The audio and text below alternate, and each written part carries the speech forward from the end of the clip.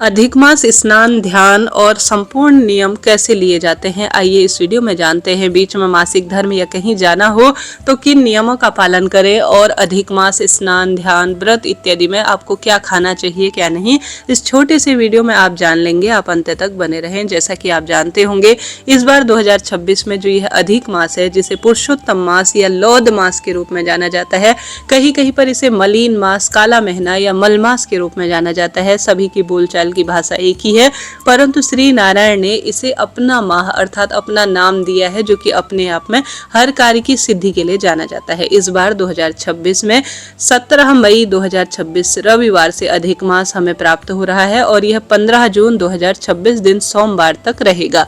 ऐसे में यह एक महीने का जो समय है ना, यह सबसे श्रेष्ठ जाना जाता है श्री नारायण की भक्ति के लिए। इस समय किया गया जप, तप, स्नान, ध्यान, दीपदान, प्रभु जी की पूजा, दिव्य कथाओं का श्रवण भाग्य प्रबल करता है और हारी बीमारी, रोग, दोष, कष्ट, संकट, पीड़ा का नाश करने में सहायक होता है। इस बार जो ये अधिक मास लग रहा है, यह 2026 में जेठ के महीने में लग रहा है। जेठ के महीने पूरे 2 रहेंगे। ऐसी स्थिति में सरल तरीके से अगर आप ये अधिक मास अर्थात पुरुषोत्तम मास स्नान का नियम लेना चाहते हैं तो ध्यान से सुनिएगा, अंत तक बने रहिएगा। जैसा आप मन में भाव करेंगे, प्रभु जी आपसे निश्चित रूप से कराएंगे। तो मन में एक बार आप सोचे कि मुझे इस बार अधिक मास स्नान करना है, सारी अनुकूलता मेरे लिए है और मैं कर सकती हूँ या कर सकता हूँ, तो निश्चित रूप से आप अधिक मास स्नान कर लेंगे। बहुत सरल इसकी प्रक्रिया है। जैसा कि कार्तिक और माघ महीने में स्नान का फल है, उससे 4 गुना अधिक इस महीने की महत्वता बताई गई है, क्योंकि अधिक मास और ये जो अन्य महीने हैं जैसे कि कार्तिक और माघ, ये तो हमें हर साल मिलता है, परंतु जो ये पुरुषोत्तम मास है, ये हर 3 साल में हमें प्राप्त होता है। इसे बहुत श्रेष्ठता के रूप में हमारे शास्त्रों में लिखा गया है। ऐसे में आप सभी महिला, पुरुष, बच्चे, बड़े सब जो भी करना चाहते हैं इस महीने स्नान ध्यान का नियम ले सकते हैं। बहुत सरल इसकी प्रक्रिया है। जो यह स्नान ध्यान का नियम रहेगा वह 17 मई से शुरू होगा। ठीक है, इस चीज को नोट करते हुए चलिएगा। 17 मई से आपको करना होगा। अगर आप सभी संभव हो पूरे अधिक मास महीने के व्रत को कर सकते हैं। व्रत करना बहुत सरल होता है। एक समय का जो भोजन होता है वह शाम को सूर्य अस्त के बाद कर लिया जाता है और साथ के साथ कई लोग पूरे महीने के नियम का नहीं ले पाते हैं प्रबंध, जैसे कि ब्रह्म मुहूर्त में उठना, सूर्य उदय से पहले स्नान। बहुत सरल हो जाता है क्योंकि गर्मी का मौसम है। हम सभी के लिए यह प्रक्रिया बहुत सरल होती है। तो जल्दी उठकर स्नान ध्यान से निवृत्त होकर आप गंगा जल मिश्रित जल से स्नान सबसे पहले करें। इसका बहुत सुंदर वर्णन है। ब्रह्म मुहूर्त का समय 3:30 बजे से करीब 4:30 बजे तक का सबसे अच्छा समय माना जाता है। आप इस समय स्नान का नियम लीजिएगा कि मैं अधिक मास के निमित्त प्रभु जी का ध्यान करते हुए स्नान करूंगी। पवित्र नदी में स्नान करें। पूरे महीने न हो पाए तो घर पर ही हर हर गंगे, नमामि गंगे कहते हुए तुलसी की लकड़ी को नहाने के पानी में घुमाएं। गंगा जल मिश्रित जल से स्नान करें। साथ के साथ ओम नमो भगवते वासुदेवाय या श्री कृष्ण गोविंद हरे मुरारी, हे नाथ नारायण वासुदेवाय, इन महामंत्रों का ज्यादा से ज्यादा जप करते हुए सबसे पहले सरल विधि से आप सभी तुलसी पूजन करें। ब्रह्म मुहूर्त में तुलसी पूजन का सबसे अधिक विधान है। चाहे तो 1 महीने के लिए शालिग्राम भगवान को तुलसी में विराजमान कर सकते हैं या शालिग्राम भगवान को रोज तुलसी में रखकर सुबह आप वहीं पर पूजन करते हैं। तुलसी में सरल तरीके से विशेष दिनों पर कच्चा दूध समर्पित करते हैं, जैसे गुरुवार, पूर्णमासी, ये शुभ तिथि में कच्चा दूध समर्पित करने का अपना सुख है। और साथ के साथ इस बात का ध्यान रखें कि एकादशी और रविवार इत्यादि पर तुलसी में जल नहीं चढ़ाना है। विधि विधान से सबसे पहले आप घर के द्वार पर जल का छिड़काव कर द्वार पर दीप दान करें। सरल तरीके से उठकर स्नान ध्यान की प्रक्रिया को पूर्ण करें और साथ के साथ तुलसी पूजन करें। शालिग्राम भगवान तुलसी माता की जड़ में रखकर पूजन करते हैं तो ज्यादा उत्तम रहता है। नहीं तो श्री नारायण की मूर्ति इत्यादि भी रख सकते हैं। विधि विधान से यहाँ बैठकर सुबह भोर में इसी चैनल पर मैं अधिक मास की कथा अपलोड करूंगी, चाहे तो उन्हें सुन सकते हैं या स्वयं से भी आप ऑनलाइन ऑफलाइन किसी भी तरह से कोई रामायण पाठ का नियम ले सकते हैं।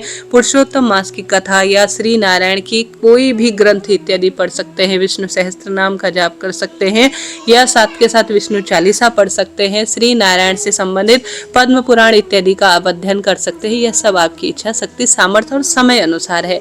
यथाशक्ति तथा भक्ति, जिस अनुसार आपके पास समय है उसी अनुसार अपनी भक्ति का प्रबंध करें, तभी जीवन सार्थक होगा। सूर्य भगवान अब आ चुके होंगे। सूर्य भगवान को उदित होने के बाद ही जल चढ़ाना ज्यादा शुभ और श्रेष्ठता के रूप में जाना जाता है। सूर्य भगवान को जल आप नियमित रूप से चढ़ाएं। ओम घृणी सूर्याय नमः कहते हुए जल इत्यादि समर्पित करें। उसके साथ साथ सरल तरीके से व्रत करें।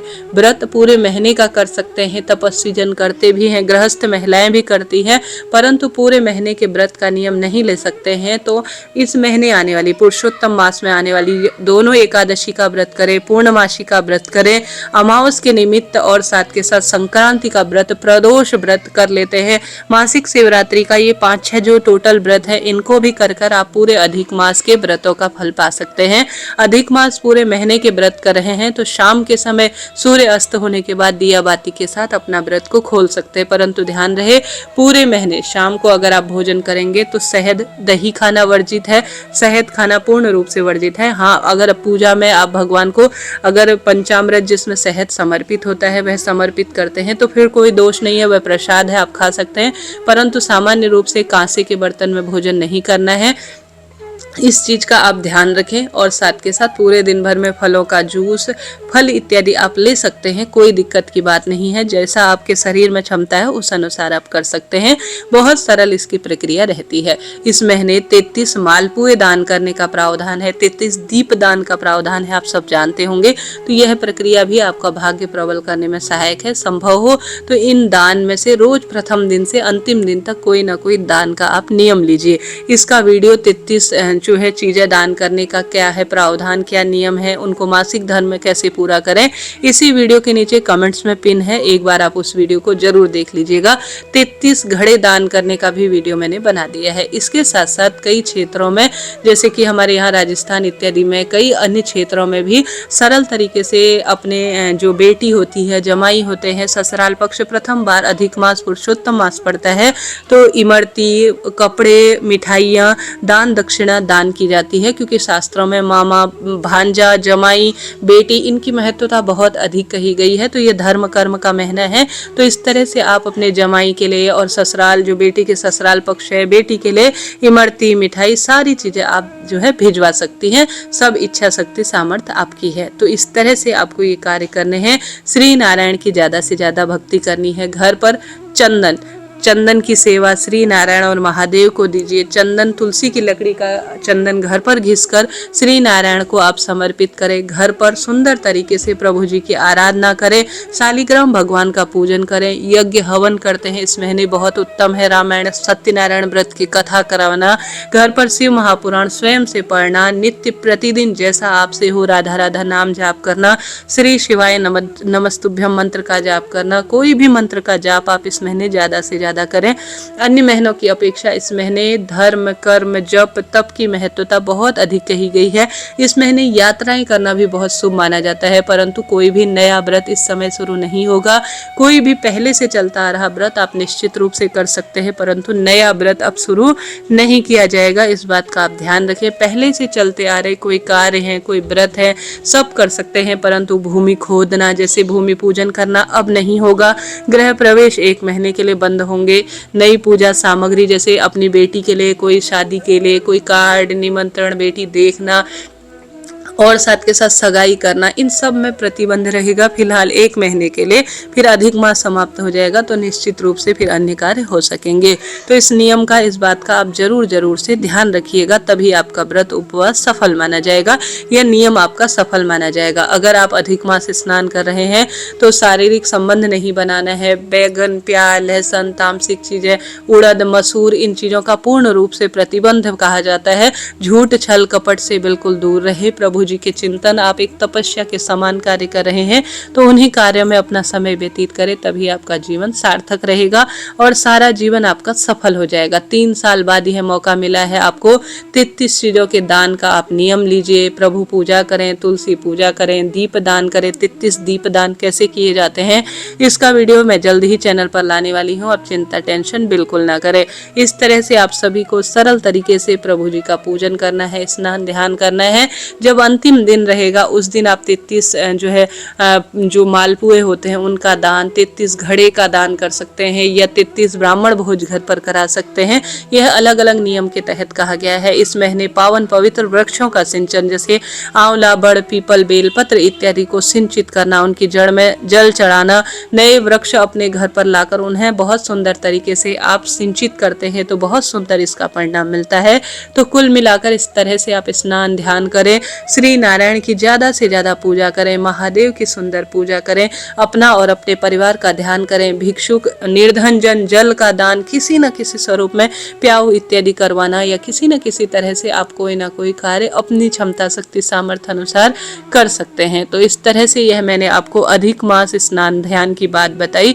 थोड़ा बहुत अपनी क्षेत्र परंपरा अनुसार कहा जाता है, सभी की अपनी मान्यता है, परंतु इस महीने एक ही उद्देश्य है, प्रभु की आराधना, और अपने आप में सर्वश्रेष्ठ समय यह है क्योंकि अधिक मास इस बार 3 साल बाद हमेशा हमें प्राप्त होता है। अन्य धर्म कर्म के कार्य तो हम हमेशा ही करते हैं, परंतु अधिक मास हर 3 साल बाद प्राप्त होता है। तो इसकी महत्वता शास्त्रों में खूब खूब कही गई है। तो इन चीज की महत्वता को समझे। कोई नया कार्य नहीं करना है, भूमि भवन वाहन इत्यादि रजिस्ट्री कोई खरीदना अभी ठीक समय नहीं है। इसके अलावा 1 महीने का समय है, रुक जाइए, फिर कुछ नया समय शुरू होने वाला है। तो प्रभु जी की आराधना अपने आप में आपका भाग्य प्रबल कर सकती है। तो इस तरह से यह बात थी, मैंने आपको बताई। सुंदर तरीके से पितरों के निमित्त तर्पण, दान, पुण्य जो आपसे बन पड़े उस स्वरूप में करने का प्रयत्न करें, भाग्य प्रबल होगा और हारी बीमारी भी सदा सर्वदा के लिए दूर हो जाएगी। अभी के लिए इतना ही।